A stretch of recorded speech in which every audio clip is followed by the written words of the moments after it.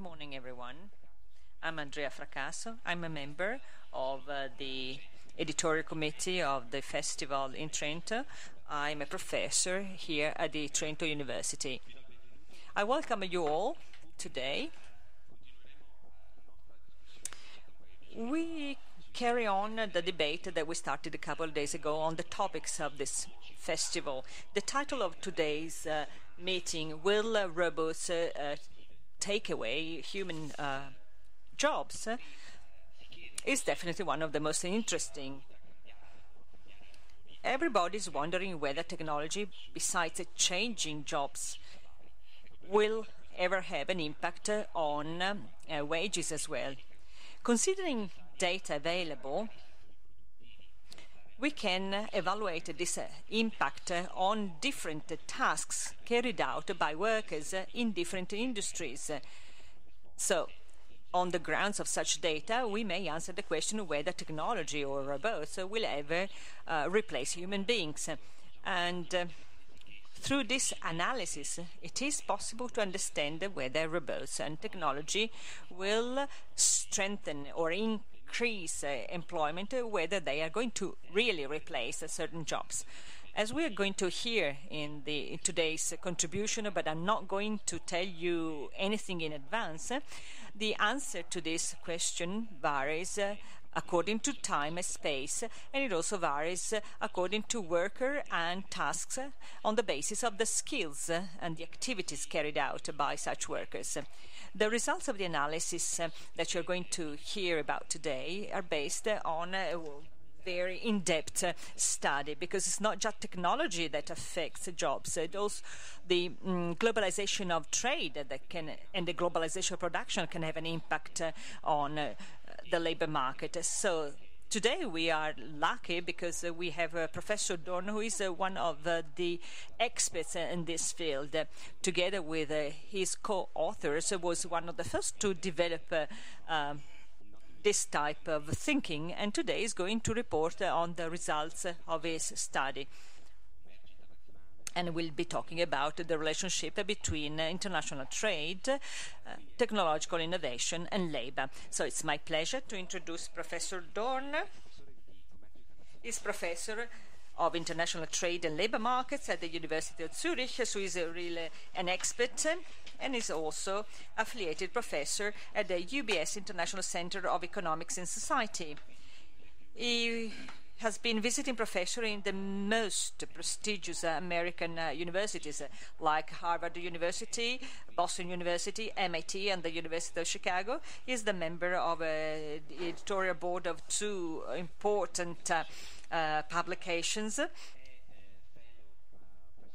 He is a research fellow of the Centers of Economic Policy Research in London, of the Institute for the Study of Labor in Bonn, and the Center for Economic Studies, the IFO Institute in Munich.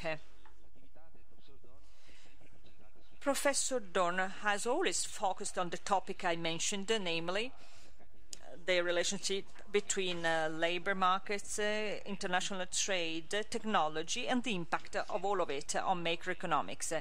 Today's contribution will, however, be confined to other topics, but a topic that Professor DORN tackled recently is the effects that all such transformations have on the labor market, as well as the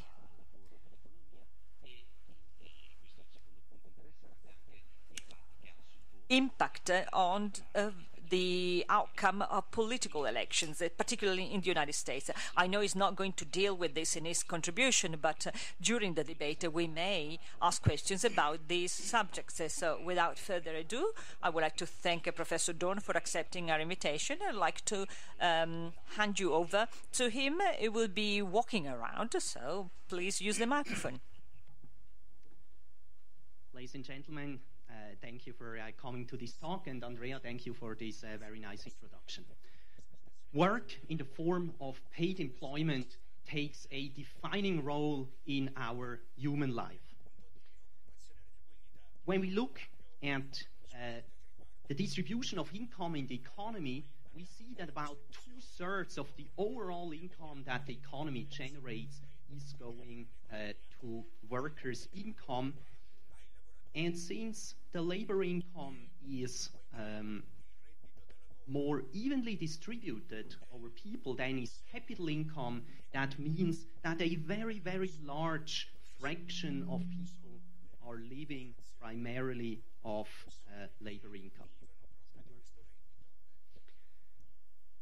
Moreover, labor is not just important as a source of money. Labor is important for people in the sense that most people spend a large amount of their time in the workplace. It is a source of social contacts. It is a source of people's feeling to be valued. And as a consequence, it is a big concern for society if labor and jobs are being threatened. And there is, in the last several decades, a number of trends that really do make us somewhat worried about the prospects of workers. We see in many countries that economic growth has become fairly slow.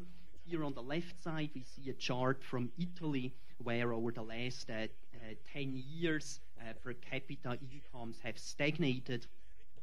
And while the overall pie is no longer growing much, it is the case in many Western countries that a shrinking slice of that pie is going to workers. That's the chart on the right-hand side, which shows the fraction of Italian income that goes to workers as opposed to capital. Moreover, this shrinking slice of the shrinking pie that is going to workers gets more unevenly distributed among the workers, which means that a large fraction of workers are not gaining income or are even made worse off over time. And when the economists think about what could be responsible for some of these changes, then one of the obvious stories is that we see a technological transformation that may work against workers. A lot of media reports, such as in these two American magazines, shows pictures that allude to a battle between robots and humans. And the robots, coming here in the form of Terminators, are winning this battle and are eliminating human labor. The argument that underlies this dystopian prediction is building on two different thoughts. The first observation is that over time we have seen a very, very rapid progression in computer technology. That progression has led us to have ever more powerful computers. It has led to a situation also where the cost of computing power has been rapidly declining over time. A second evolution that we see is that we read almost every day about new areas in which computers and robots are being applied. The self-driving car, of course, here the Google car in the center is perhaps the most widely debated case, but computer and robot uses are spreading in very many directions. If we now combine these two trends, cheaper computing power and more able, more diversified uses of robots, then we get to the following prediction. We say that we're moving towards a future where we will have ever cheaper robots who are ever able to do a broader set of tasks. So if you just extrapolate these trends far enough into the future, you will eventually arrive at the situation where there is a cheap robot for every kind of work that one could do. And of course, employers will only employ human workers if the human workers are not more expensive than the robots. So as the price of robots goes towards zero, eventually the employers will pay ever smaller wages to the competing workers, and when wages fall towards zero, no one will be willing to take these jobs anymore, and we indeed arrive at the end of labor. So clearly, as you can see, this prediction is not totally out of this world, because it just takes the extrapolation of two trends that we are already observing, and we somehow arrive at that conclusion. However, this story is actually not the only story that you can generate when you extrapolate ongoing trends. Indeed, you can also arrive at the exact opposite prediction using essentially the same methodology. And this is how that works. When we look at economic growth in the country that at a given point in time was the leading country in terms of technological development, first the United Kingdom and later the United States, we see the following picture. For a very long time, economic growth was almost zero. Now, what does that mean, zero economic growth? It means that our ways of organizing production were not improving much. People did not come up or did not implement a lot of new technology that would have made us more efficient in producing goods and services. So, for instance, if you went to the countryside here in Europe in the year 1300, and then you somehow returned with a time machine in 1500, you would have noticed that the way agriculture is done is essentially the same. And almost all of the economy was agriculture. So not much changed, even over hundreds of years. Of course, now you could no longer say that. If you just go back in time 100 years, agriculture, even just visually, looked very different from what it looks today. So what happened? What happened was that in the 18th century, the Industrial Revolution started, and this was the first time that we really had major technological breakthroughs that changed the way in which production was organized and allowed humans to use the same amount of labor and capital inputs to produce a greater amount of output. That then led to an enormous spike in growth, which reached its high point in the 2 decades following World War II, where many countries, including the United States as the technology leader, but also many countries beyond that, had phenomenal economic growth rates. But when we look after 1970, we see that these growth rates are shrinking. And suddenly, it no longer seems so clear that we are able to produce that much technological change to really improve our production and make us more efficient. Of course, you see that the growth rate is still quite a bit higher than it was in medieval times. But if you just visually extrapolate this line, it could just as well be that by the year 2100, at the end of this century, we will again be down to the type of near zero growth that we had for many centuries before. So why could it be that the growth here is stagnating so much? And how can it possibly be that there were earlier times where technological progress was greater? Well, let me just give you one example, which is these 3 innovations.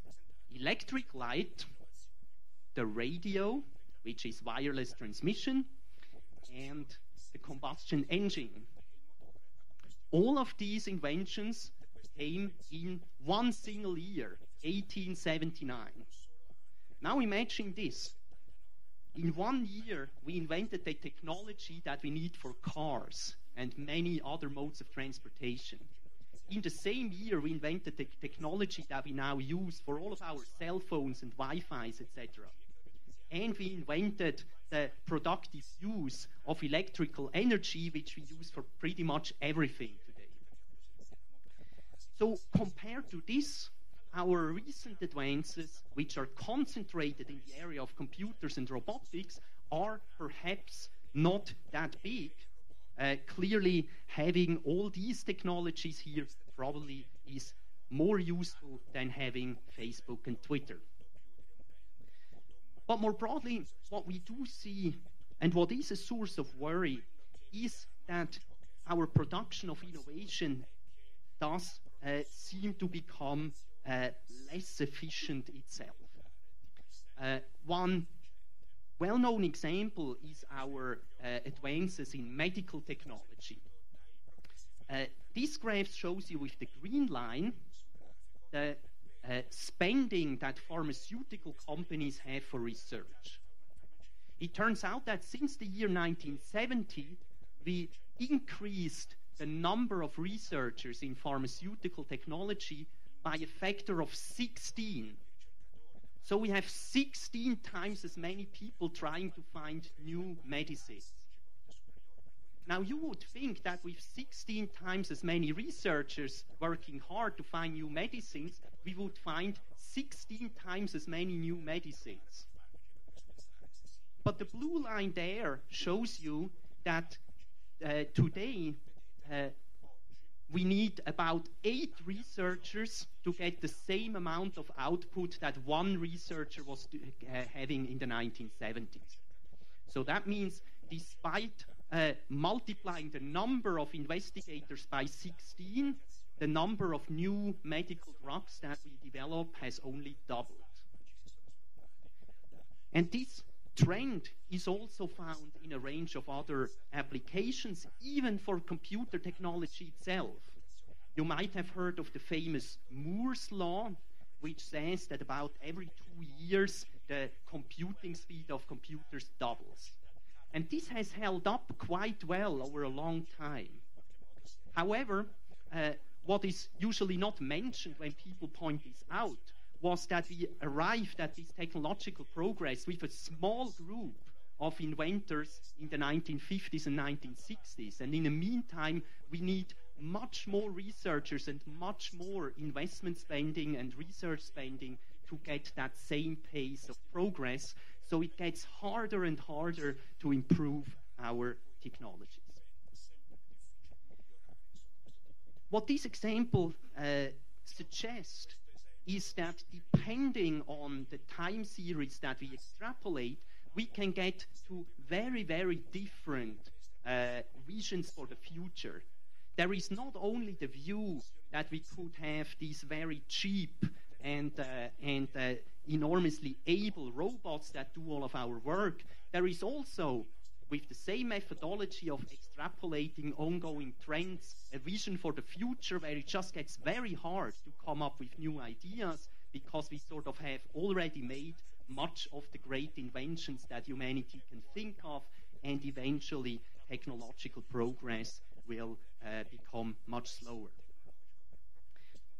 In any case, the area that we can talk to at a more scientific level is not a very long-term prediction where necessarily we will probably far off with our precision, but we do have some systematic evidence on what technological innovation and automation does to workers when we look to the past, where we have by now an enormous amount of experience, not only about the technological innovations that took place, but also about how these innovations were perceived by people at the time and how the eventual consequences of innovations turned out for the labor market. I will discuss that with some examples from the textile industry, which historically has for a long time been a beacon of technological innovation and progress. When you produce textiles, one of the very first steps that you have to do is to produce thread out of fibers. And the way in which this was historically done, like on these Greek ways, and how it's actually still done in some poor regions of the world today, is with a hand spindle. And the idea is that the fibers are connected to this hand spindle that this woman has in her hand, and then this spindle is put into rotation, and while it rotates, the fibers are turned into a thread. This technology existed for centuries until, starting from the 11th century onward, a disruptive new automation came to Europe, imported first from Asia, and that was the spinning wheel. The spinning wheel was a very ingenious invention, because here the worker would use the rotation movement of the wheel in order to make that turning of the fibers much, much faster and much more precise. And so the outcome of this machine was that this single worker could now produce as much thread as many workers were able to do before with the hand spindle. And the reaction to this innovation was in many places very negative. Several major European trading cities, including Venice and Paris and Cologne, simply banned the use of the spinning wheel.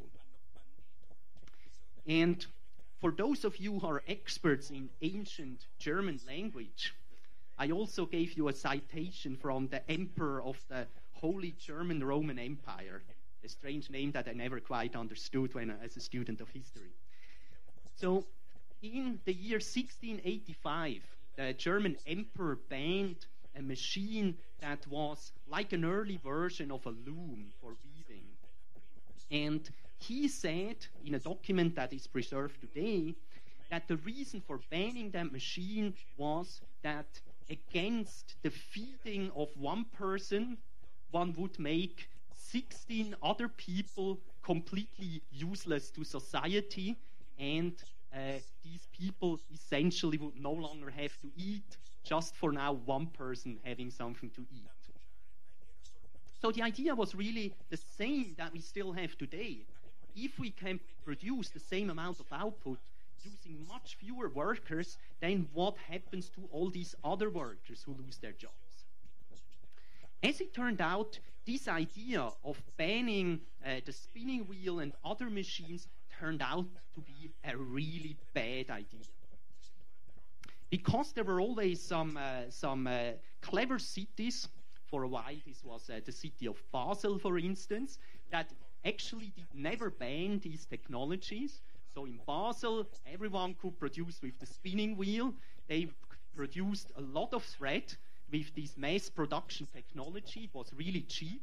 And then they sold cheap thread to Cologne and elsewhere. And so all of a sudden, these people in Cologne, all whose jobs one wanted to protect with the machine ban, actually lost their jobs, simply because they were using an old, non-competitive technology that could not survive over time.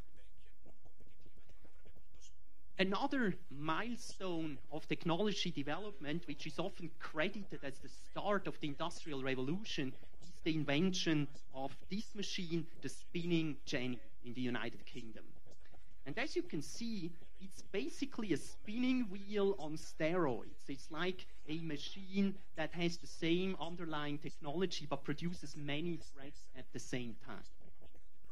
And this then combined with other inventions. There were mechanized looms for weaving, and with these new machines, work was reorganized in big factories. One invented technology to power these factories with the steam machine, and suddenly what we had was an enormous mass production, which again was labor-saving and used much fewer workers to produce the same amount of output. And that again led to a lot of adversities. In northern England and Scotland especially, there were big riots. Workers under the leadership of a mythical figure called Ned Ludd, this man here, were moving to the factories and then setting fire on the factories and thrashing the machines so as to prevent factory industries, and with the hope of preserving their own jobs. The British Crown then actually slashed down all these protests and killed a lot of these people in a time of unpleasant employer-employee relationships. But sadly, these workers not only had a very bad outcome for them, but it also turned out that this name of this leader, Ned Ludd, became known since then for the so-called Luddite Fallacy, like the Luddite error. And what people call the Luddite Fallacy is the observation that this prediction that automation will lead to a long-standing unemployment that is continuously increasing as more jobs are being automated, that prediction just did not turn out to be true. And it's oftentimes for us somewhat hard to understand why this kind of intuitive logic is not true. That automation, which clearly makes some workers redundant, does not create much bigger unemployment. And the reason why that is not the case is twofold. The first part is a little bit easier to see. When we have new technologies, it very often means that new jobs are being created that are specifically linked to the new technology. So in case of the big factory industrial revolution in England, a totally new field was the production of machines. All these spinning machines, weaving machines, steam machines, they had to be produced and maintained by people, so that created a new set of functions for human workers. But there is a second element which is probably much more important and at the same time much more difficult to understand. This second channel comes through people's changes in consumption patterns. And the logic is this. Before the Industrial Revolution, the production of clothes was reliant on a lot of manual labor. It took very, very, very many work hours until we had produced a shirt, for instance. And as a consequence, the price of clothes was very high. Most people at that time could only afford 2 sets of clothes, one for the weekday and one for Sunday. But with factory production, the price of clothes became much lower because we now had mass production and a mode of producing clothes which had much lower costs. So for a family, that meant that instead of spending a sizable amount of money to buy few clothes, they could now either spend that same amount of money to buy much more clothes, or else they could use some of that money to spend on other goods and services that they could not afford before because they had already run out of money after satisfying their basic need for clothes. And indeed, when we look at the evolution of spending over the last 1 or 2 centuries, we see that there have been massive changes. We now spend much more on many, many things that for a long time were just luxuries for the rich. For instance, going on a vacation at the beach or in the mountains was for a long time just an enormous luxury for the very rich people. Like owning a private jet today is a very special luxury only for the very rich. But eventually, as prices of many things became more accessible, people, even those in a middle class, could suddenly afford to spend on many leisure activities, and that in turn has meant that we have created a lot of new jobs. The whole leisure industry, for instance, is a very, very good example of a big job creation over the last century. Of course, other areas that have been dramatically booming are also education or health services, which are also areas where most people now have access to a relatively high level of services that people did not used to have a century ago. Now you may ask, what I'm talking about here with these examples from textile, does that still have some meaning when we are looking about these novel technological developments in the fields of computers and robots? But it turns out computers and robots are actually not that new. This magazine title from the German magazine Der Spiegel says, "The computer revolution, progress creates unemployment." And this magazine title is from the year 1978. It is 40 years old, actually older than I am. So, when one actually reads that magazine, which I obtained, the experts in that magazine predict that Western Europe, by the year 2000, will have an unemployment rate of 50%, because 50% of our jobs will have been lost due to robots and computers. And as you know, while things are not looking all that great, as I said initially, definitely we're very far away from an unemployment rate of 50%.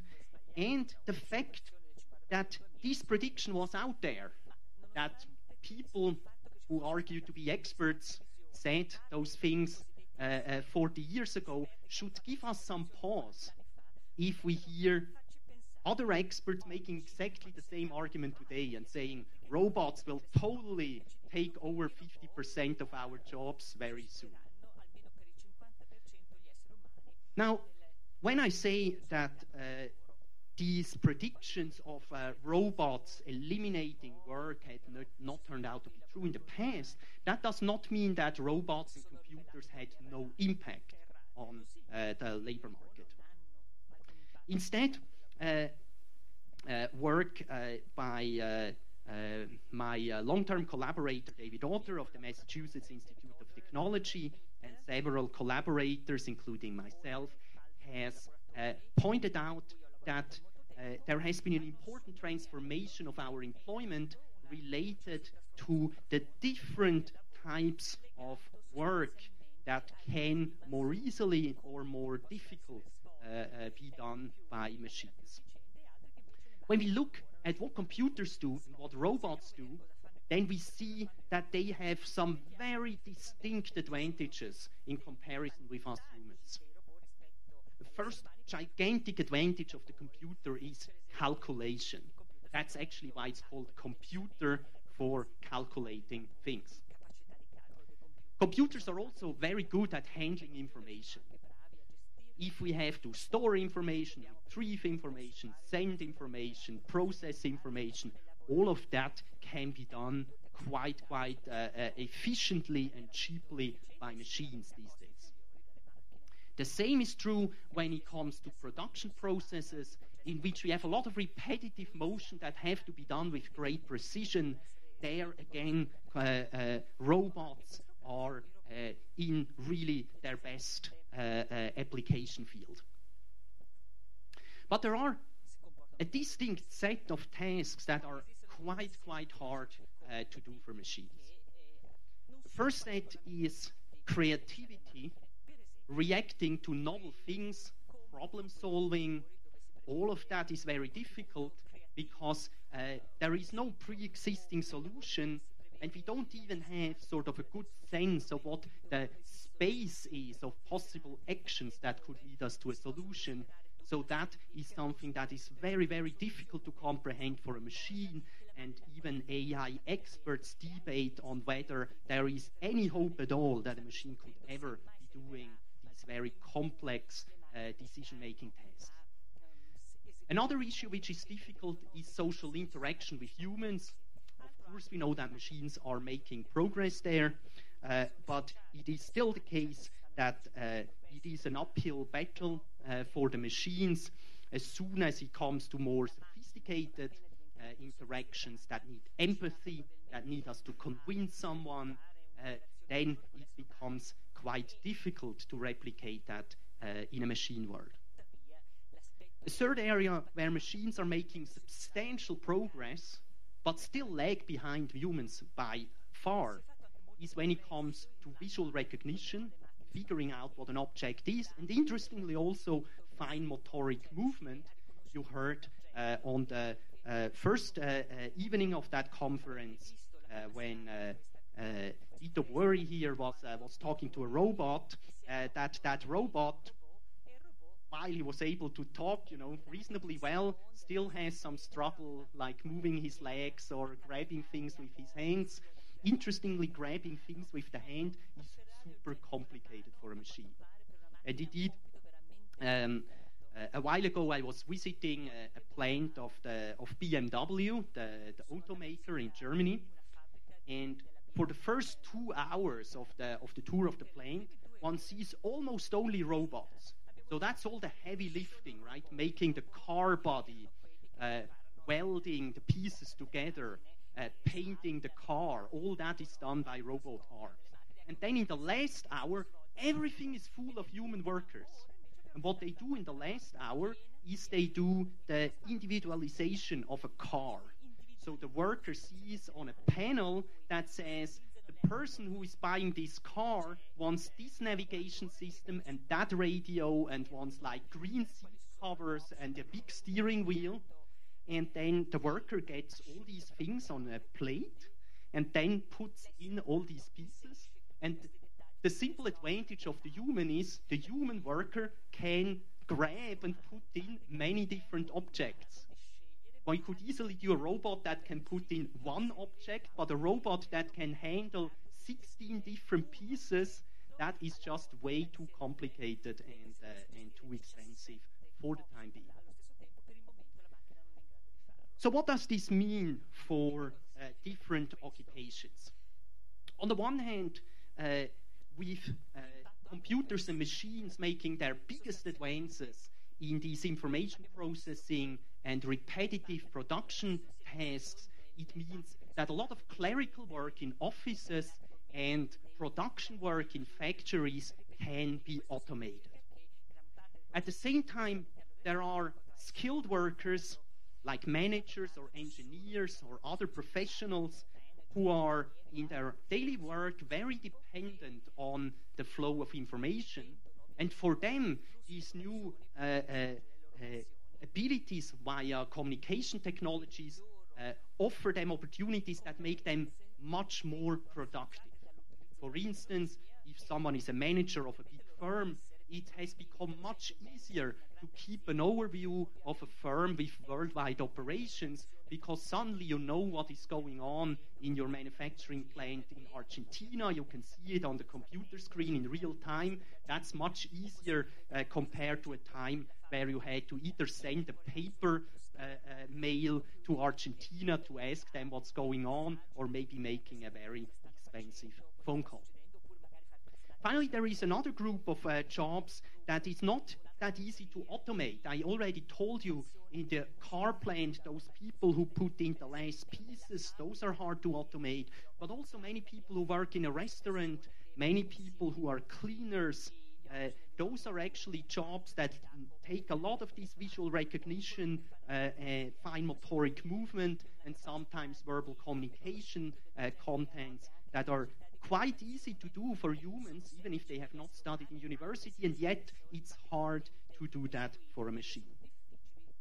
So now let me give you some more specific numerical examples taken from the US labor market. The chart here shows the number of people employed in a job between the early 1980s and a very recent time.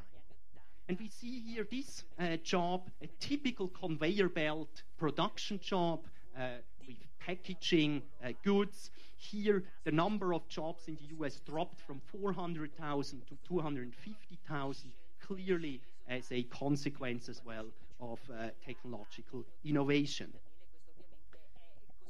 We have jobs like a bookkeeping clerk, someone, who makes relatively standardized payments that follow a well-defined scheme. That is now something that in many companies is done by big software platforms, and correspondingly the employment in that job has also fallen quite sharply over time. But there is a flip side to this. An obvious case of growing jobs is, of course, jobs directly related to these new technological developments. software developer is actually now one of the biggest occupations in almost every Western country. This is just enormously important by now. But we also see, for instance, more growth in jobs of certain types of managers. And we see also a considerable job growth, for instance, among food preparation workers. Here you see that for them employment grew from about 450,000 jobs in the early 1980s to almost 1 million by now. Those of you who attended Alan Kruger's talk yesterday may remember that on his slide, food processing workers were actually listed as the most automatable occupation, but it's not going on. So some people claim that they see it coming, but clearly this is not currently something that we observe.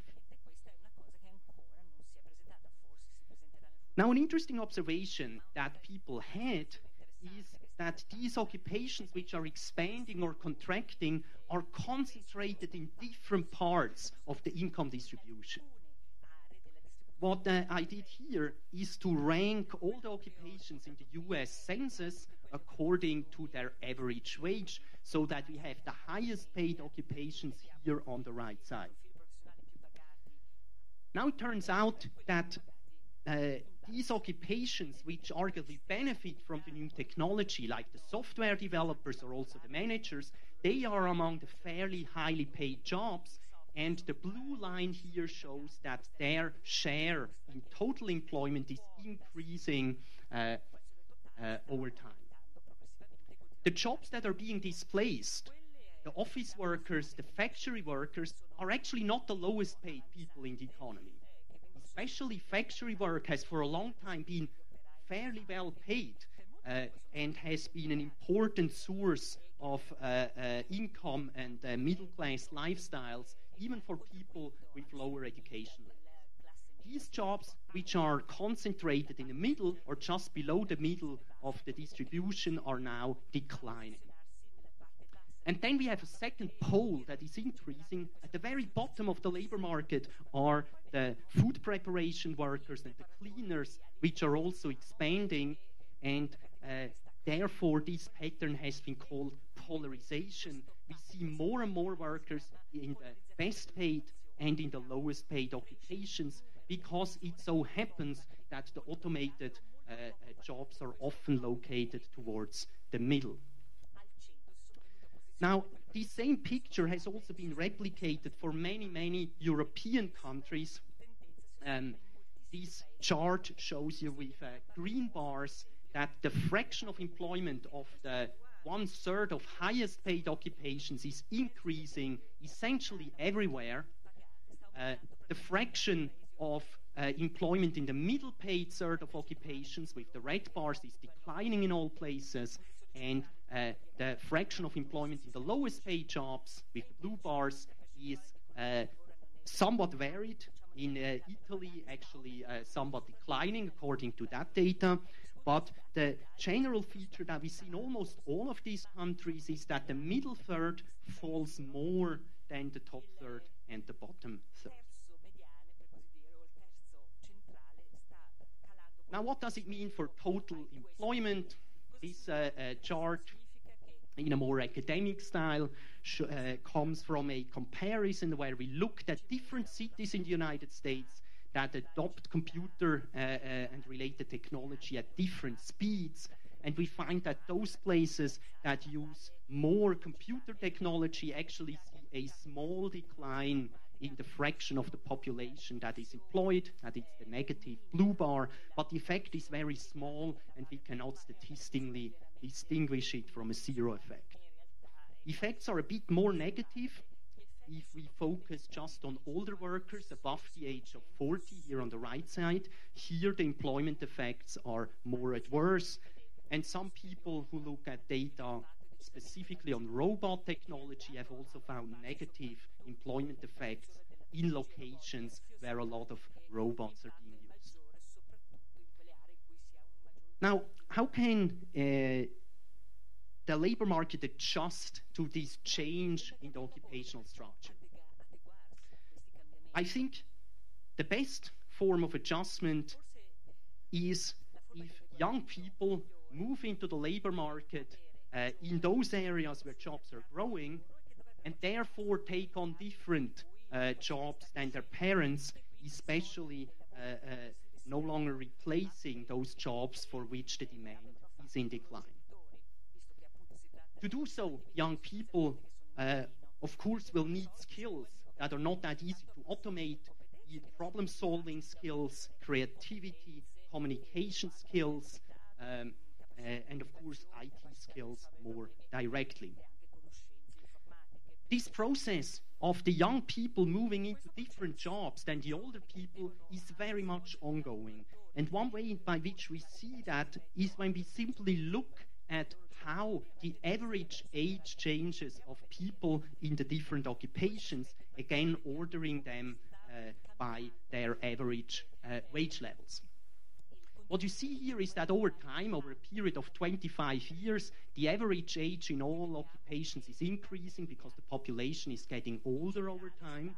But the increase is especially big just left of the middle, exactly in that area where employment is declining.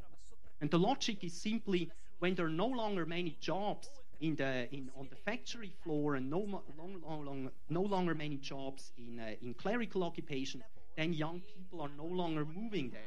Instead, the young people are concentrating precisely at the top and the bottom of the distribution, of course with the concerning consequence that this polarization of the labor market that you showed you before is even stronger for young people who are now separated into those that hold IT jobs and the like, and those that work in the restaurant.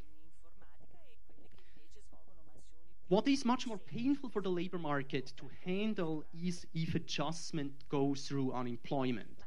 So if we adjust to the use of machines by firing workers, then it is oftentimes hard for workers to find new employment, and that is even more strongly the case if you are looking at older workers who often face greater difficulties in navigating the job market. An obvious help that we could and should give to people is some form of retraining that helps them find new jobs. Unfortunately, we know from a lot of evidence that retraining is quite difficult to do. We don't currently have a very good template for training programs that are very cheap and very effective. This is still something that economists and policymakers are working on. Now, of course, one thing we have to ask when we see these trends, the displacement of these so-called routine activities in production and clerical job, and the growth of jobs at both ends of the spectrum, we have to ask, is this something that will continue in the future, or will we see a new wave of technological change that is very different? And there is some argument to be made that there is actually a bit of a paradigm shift coming about. The old technology has as a critical feature that it operates with computer programs. So the robot or the computer can only do what the programmer has told the computer to do. That means it can only work if there is a well-defined sequence of work steps that a human initially told the machine to do. And the new shift that is coming now is artificial intelligence and machine learning, and the novel feature here is that this brings us the option that the machine no longer needs this exact description of the work process, but we only give the machine the goal that it should reach and some general instruction on how that goal could look like, and then the machine computes the work steps itself using its enormous computation power. One example of machine learning that is very prominent is visual recognition of objects. And these two pictures are actually from a scientific publication that studies a problem that many people in information science study, which is how do we recognize a chair? And the difficult question here is, well, if you want to tell a computer what a chair is,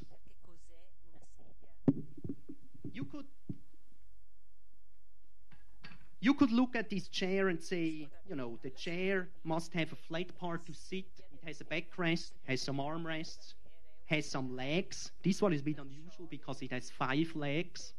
So, of course, now if you tell the computer that the chair has 5 legs, then it will make mistakes. It will not recognize this one on the left, which only has 4 legs.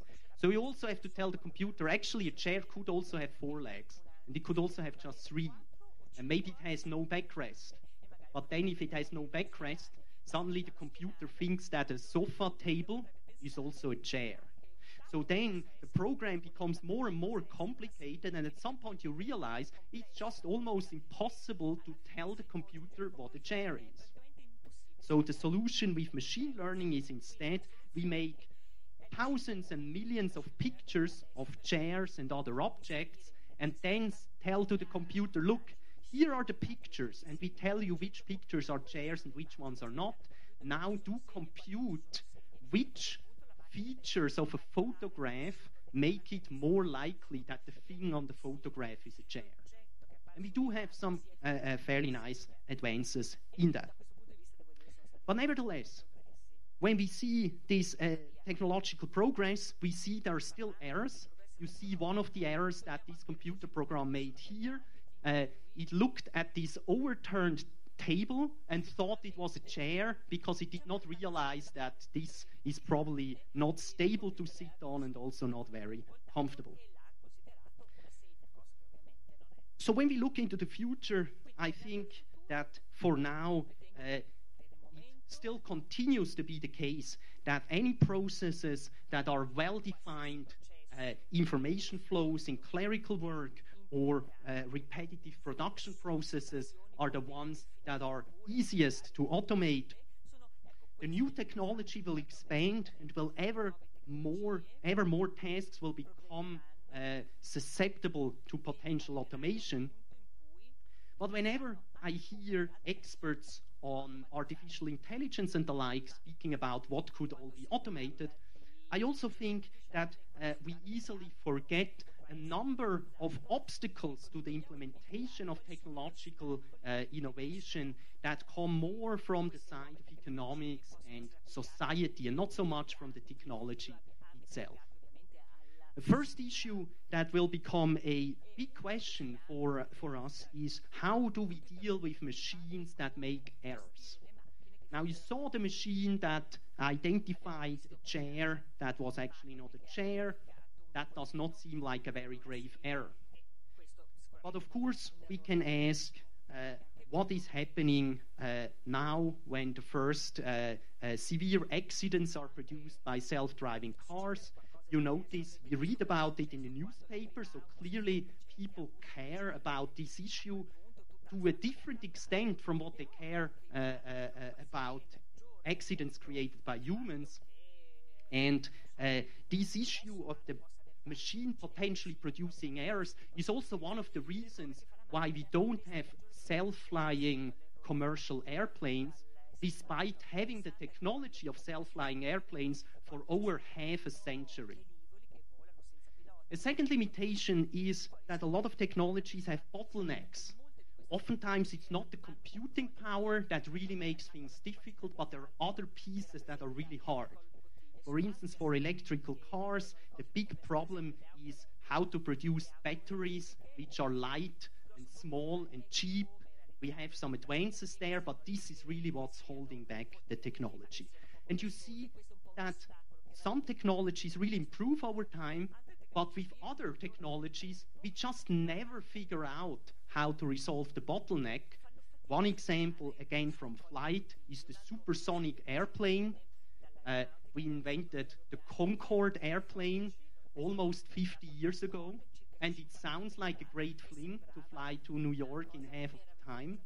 But we no longer use it because we did not figure out how to make this technology cheap enough so that it can be widely used. And then finally, one thing that is a great advantage of the human worker is that the human worker can do many tasks at the same time.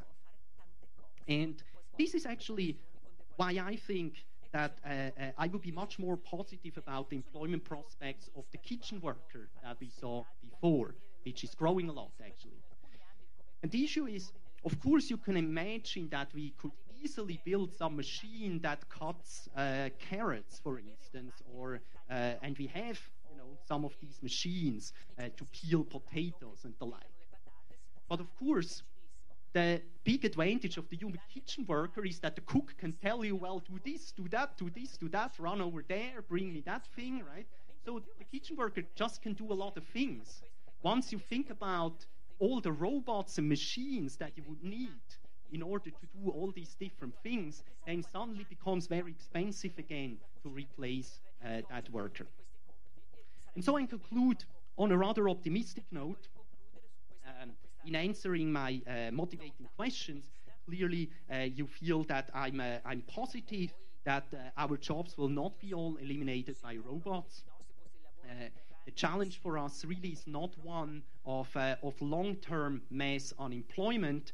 The challenge for us is, on the one hand, how to manage this transformation where some jobs are becoming obsolete and people have to look for new jobs, especially how we can help people who are becoming unemployed.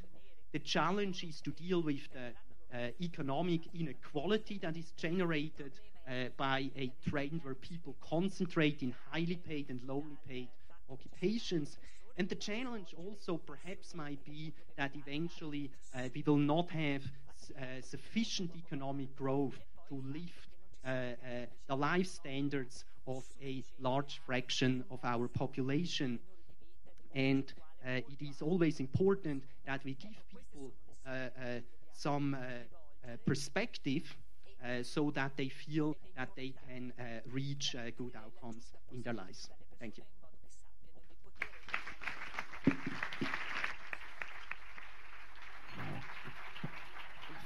Thank you, David. I think it was a very, very nice and illuminating speech.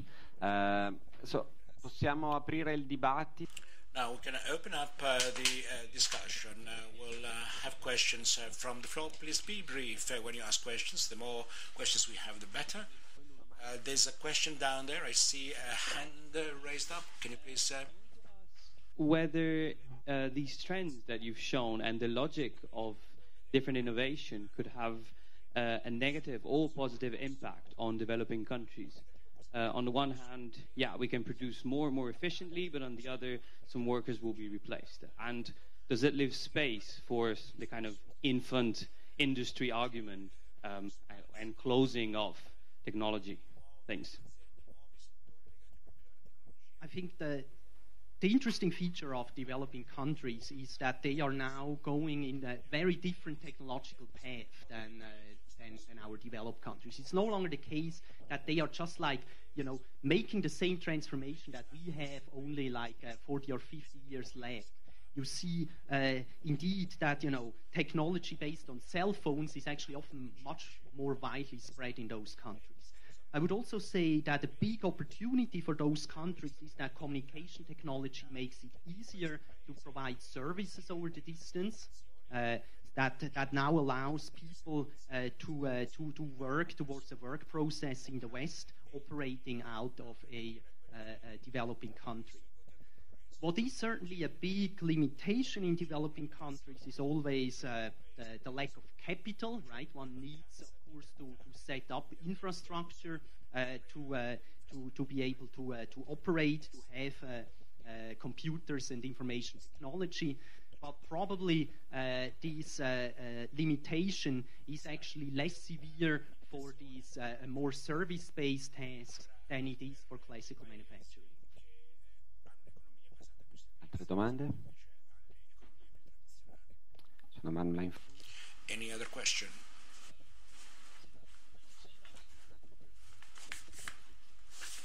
Can you hear me? Can you say? Okay, right, thank you.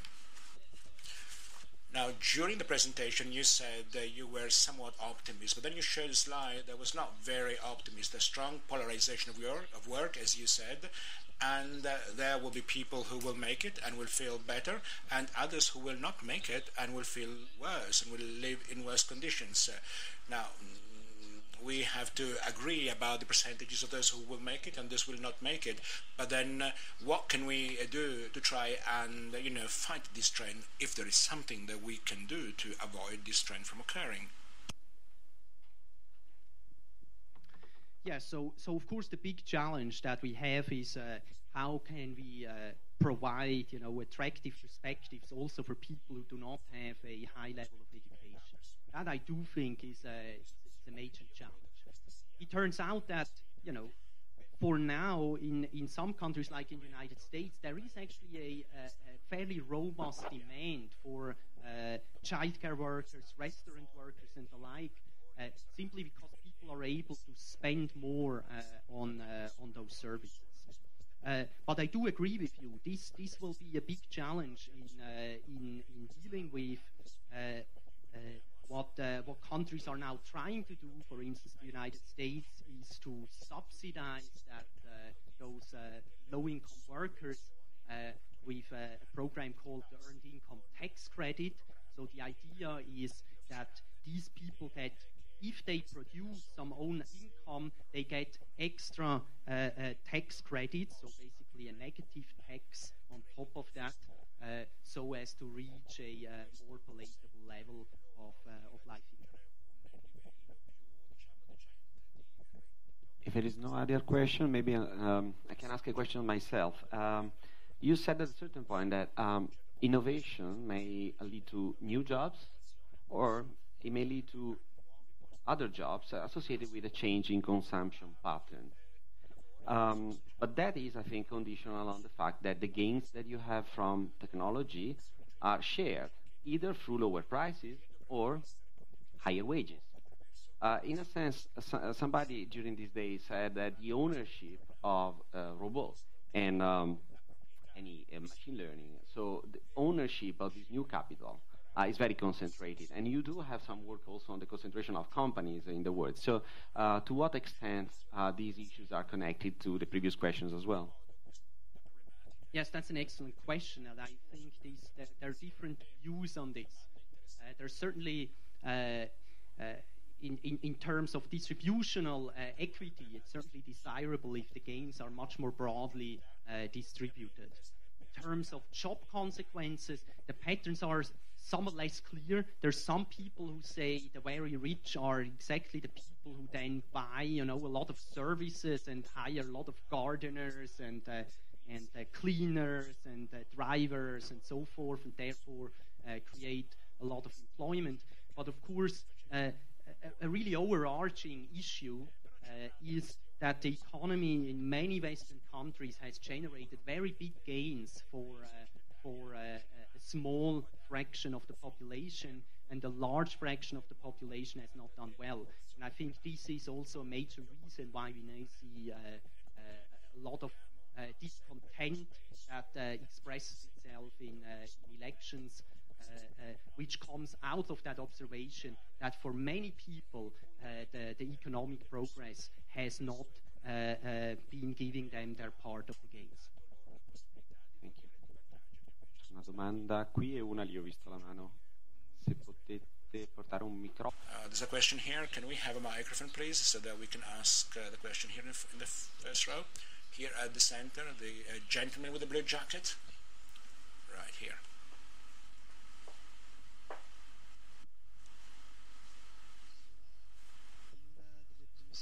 Now, in one of the first slides, I saw a reference, a possible reference to the birth of singularity.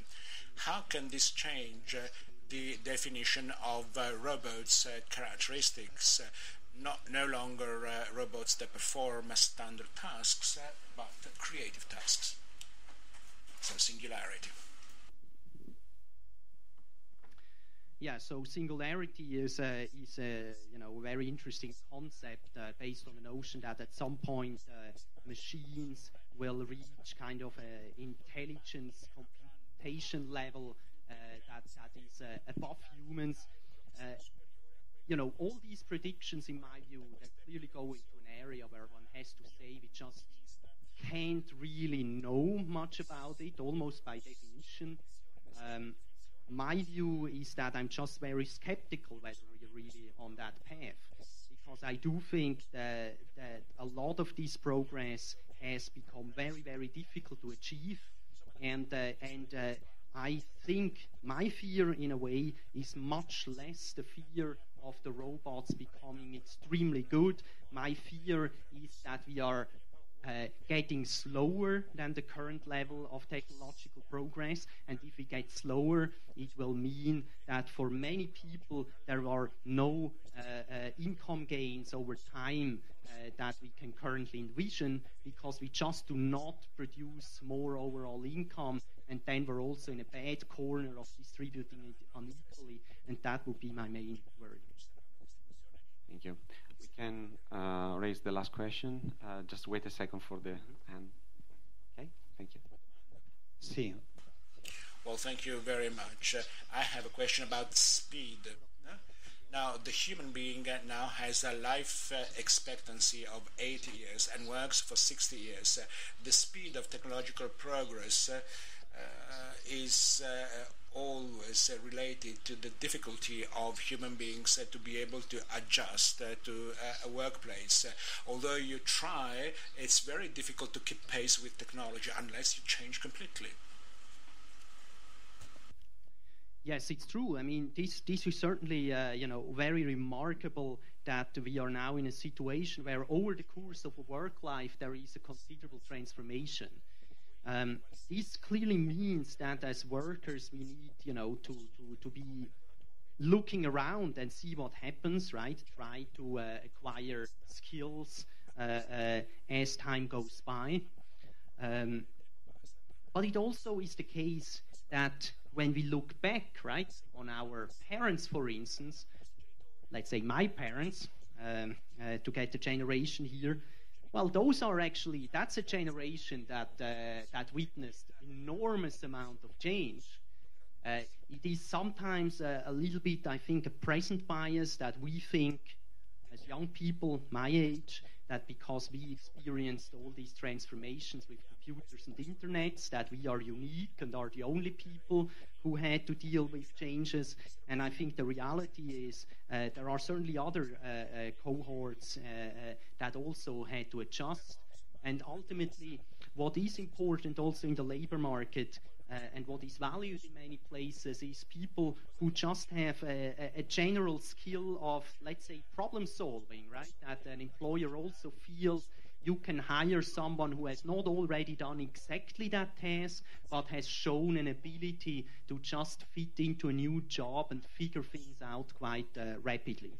And so, for instance, in my country, in Switzerland, most of young people do a professional apprenticeship. They don't go to university. And one very interesting observation is that later on, actually a majority of these people does not work in the job they learned, but they work in some other profession. And part of this is simply that they have kind of learned some general skill on how to operate in a firm and how to interact with coworkers and the likes, and therefore their skills are still valued even if they're no longer doing exactly what they're initially trained for. We have one very last question here. Thank you. Grazie. Due domande veloci. Well, I have a couple of questions which are related one to the other. Now, you appeared to be very skeptical when it comes to, retraining programs for people who have lost their jobs. Can you give us some examples of countries that have had a positive impact in this, so positive examples? And then another question about skilled jobs that you believe are going to be more protected. What can we do to, retrain these people, the professionalization of everything? So how can we make, waiters or cleaners more professional? Yes, so on the first one, on the retraining, this is sort of a very, very large field of study that labor economists are analyzing. And typically, they just analyze, one program in one country, in one circumstance, and then the next one, and then the next one. And by now, we have studies, so-called meta-studies, right, that summarize the results of hundreds of such investigations. And the result is just typically, well, sometimes things work, but then you try to do something very similar somewhere else, some other place, and suddenly no longer works as well. So the problem is just we do not have kind of this template, right? We don't have a clear knowledge where we can say we know exactly if we do this, it's always great. This is a bit different from, you could say, education, where of course education is less than perfect, but we at least know sending someone to primary school is a good idea, right? Sort of learning how to read and write and do mathematics. We know it's very valuable, right? Those are skills that are super useful. And for retraining, it's just more difficult. Now, one thing that you point out, which I think is a very good one, is certainly a hope for the less skilled people, is if we're somehow able to package more tasks into a job. Not quite sure how we can do that all that well for a cleaner, but you can see, for instance, in a number of production jobs, it makes, for instance, a big difference in production jobs whether a production worker is just pushing the button on a machine or is actually understanding the whole process. And some time ago, I was visiting a factory in Switzerland that produces plastic containers for yogurt. I didn't even know that we still produce something like that in Switzerland. But it turned out that the business model of the firm is that they deliver in real time. So at 8 p.m. in the evening, all the supermarket chains tell them we need 250 containers of strawberry yogurt, and then they produce it during the night, and in the morning it's already in the store. And the interesting thing there is the workers who work on these machines, once the production phase is over, they take out their screwdrivers and start working on the machines themselves, and over time have been able to greatly improve the machines. And the reason is simply they stand there the whole day, and after a while they realize that there is a bottleneck, that there is one part of the machine that slows down the process, and then they have some idea on how to improve it. And for that type of business, simply the speed of getting things through the machine is really the thing which makes a lot of money. And then, of course, as soon as you have workers who are sort of, more than doing just a very simple thing, but understand things more broadly, or in other areas can interact with customers as well, can give advice, then suddenly we have a package of skills that probably is harder to take away by automation. Grazie. Direi che con un ultimo applauso. Well, thank you very much. I think we should give a warm hand to our guest. I'd like to thank you all for being here. Very, very active. Thank you very much, David, for this very nice presentation, and I hope you enjoy the festival. Thank you very much.